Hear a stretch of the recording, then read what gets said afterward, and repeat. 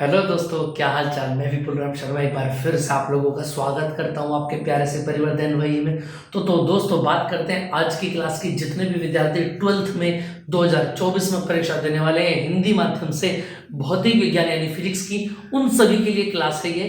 और इस क्लास में चैप्टर नंबर 5 हमारा अंतिम चरम सीमा पर चल रहा है। तो बात करते हैं आज के टॉपिक की। बेहतरीन कंसेप्ट लेकर के आया हूं, जिसकी अगर हम बात करें तो हेडिंग का नाम है हमारा कि परिक्रमण करते इलेक्ट्रॉन का चुंबकीय द्विध्रुव आघूर्ण क्या होता है। आज की क्लास में दोस्तों हम इस टॉपिक को बहुत बढ़िया और सरल तरीके से समझेंगे। तो हो जाइए तैयार कॉपी और पेंसिल के साथ, अपने विपुल सर के साथ। चलिए दोस्तों देखें जरा, अगर हम बात करें चुंबकीय द्विध्रुव आघूर्ण होता है एम, ये हमने स्टडी कर रखा है पहले। और एम बराबर क्या होता है, NiA होता है, ये मैंने आपको बता रखा है। ठीक है, आई और ए की मल्टीप्लाई करके क्या बनता है, एम बनता है, जिसको हम बोलते हैं चुंबकीय द्विध्रुव आघूर्ण। तो सबसे पहले इलेक्ट्रॉन की अगर हम बात करें तो देखना जरा, यहां से स्टार्ट करेंगे आप। माना एक इलेक्ट्रॉन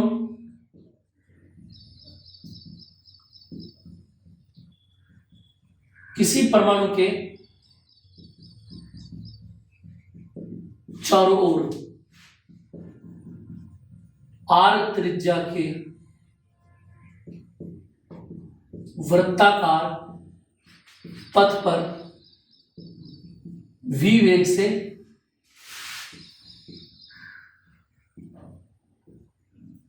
गतिमान है। चूंकि धारा इलेक्ट्रॉन की विपरीत दिशा में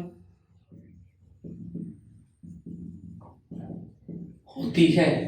देखो अगर हम बात कर देते हैं, देखें जरा,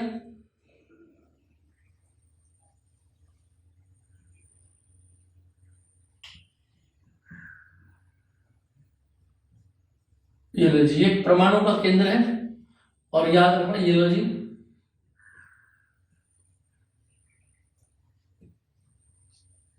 यहां से ये वेग गति कर रहा है। और अगर इलेक्ट्रॉन ऐसे जा रहा है ना, तो उसकी विपरीत दिशा में क्या होगा बोलो, करंट होगा, जिसको हम बोलते हैं आई। इतनी बात समझ में आ रही है दोस्तों। चलिए अब सबसे पहले बात को स्टार्ट करते हैं। क्या देखें जरा, अतः उपरोक्त इलेक्ट्रॉन जब भी लगातार घूमेगा क्या बना लेगा, एक धारावाही लूप का निर्माण करता है। कैसे बना लेगा भैया, एक तरीके की क्या बना लेगा, लूप बना लेगा। और अगर हम बात करें धारा की तो देखना जरा, आई बराबर क्या होता है बोलो, Q/T।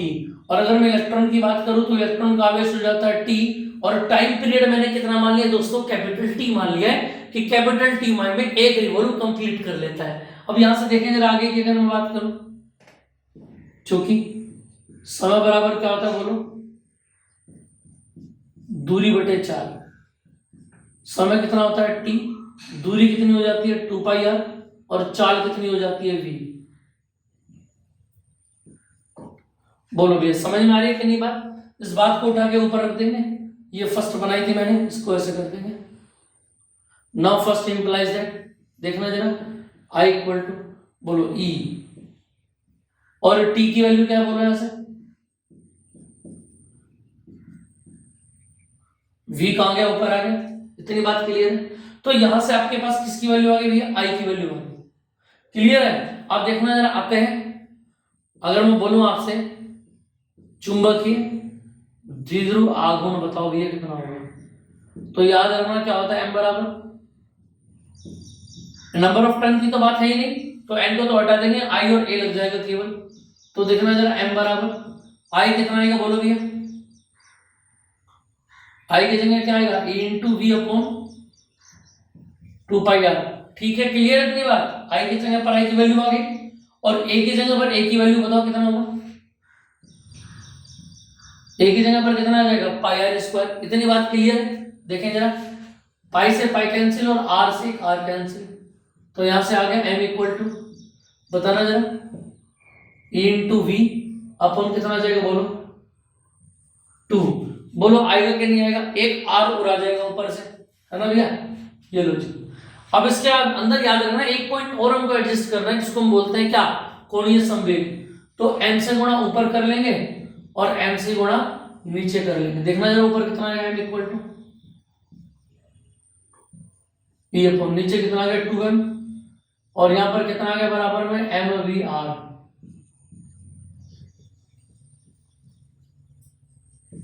और ये mvr क्या बन गया, j बन गया। क्या बन गया भैया, j बन गया। अगर इसके सदिश रूप की मैं बात करूं तो सदिश रूप क्या बनेगा, वेक्टर m इक्वल टू, याद रखना e अपॉन 2m वेक्टर। अब आप बोलेंगे कि जिसमें माइनस क्यों आ रहा है, वेक्टर राशि में तो माइनस आता ही नहीं है। तो यहां पर एक बात याद रखना, यह ऋणावेश